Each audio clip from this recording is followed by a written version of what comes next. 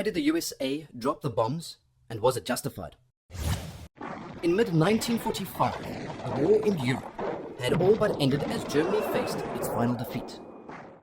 But from the early 1940s, a battle raged on in the Pacific.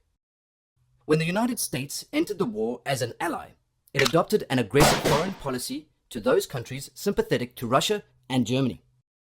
To that end, trade had been cut off with Japan as tensions grew between the two countries. The US Navy continued to suffer great losses at the hands of Japanese kamikaze pilots.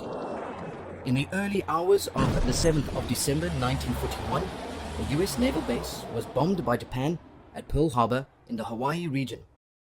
It was a completely unexpected military attack and killed 2,300 Americans. Over this time, the atomic bomb was being developed by the American military, but had been only partially tested. It was clear, however, that it was a powerful weapon that could wipe out a whole city. On the 6th of August 1945, America dropped the first atomic bomb on the densely populated city of Hiroshima, and on the 9th, another atomic bomb on the nearby town of Nagasaki.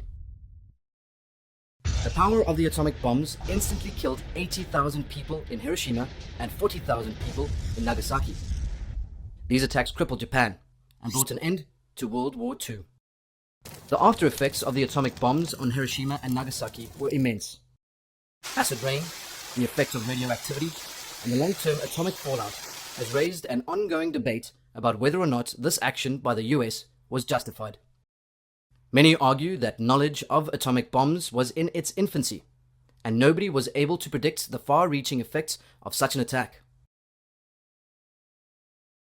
In addition, the US had suffered grave casualties, and their decision to bomb Japan brought an end to the war. Others maintain that the attack on the two civilian cities and the deaths of 120,000 Japanese men, women, and children can never be justified. Many question whether it was wise to use a weapon of such immense power, which had not been properly studied and tested. To this day, opinions remain divided on the subject.